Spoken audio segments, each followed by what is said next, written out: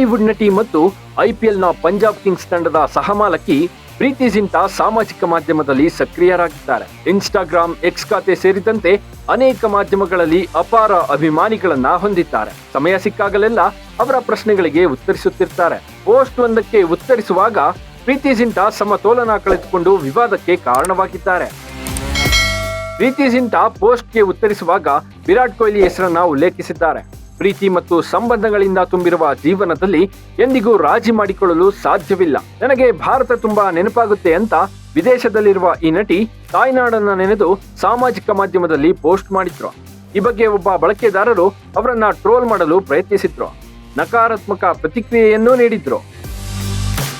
ಈ troll ಪೇಜ್ನ ಪ್ರೊಫೈಲ್ನಲ್ಲಿ Virat ಕೊಹ್ಲಿಯ photo ಇತ್ತು.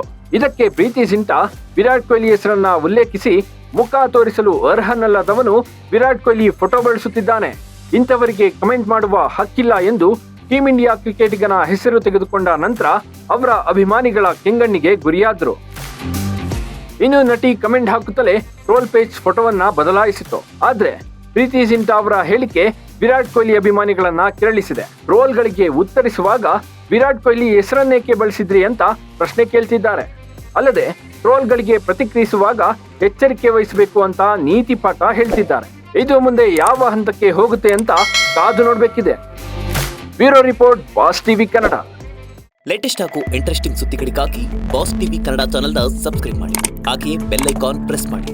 ಇದರ ಜೊತೆಗೆ ಫೇಸ್ಬುಕ್, ಇನ್ಸ್ಟಾಗ್ರಾಮ್, ಎಕ್ಸ್ ನಲ್ಲೂ ಮಿಸ್ ಮಾಡದೆ ಫಾಲೋ ಮಾಡಿ.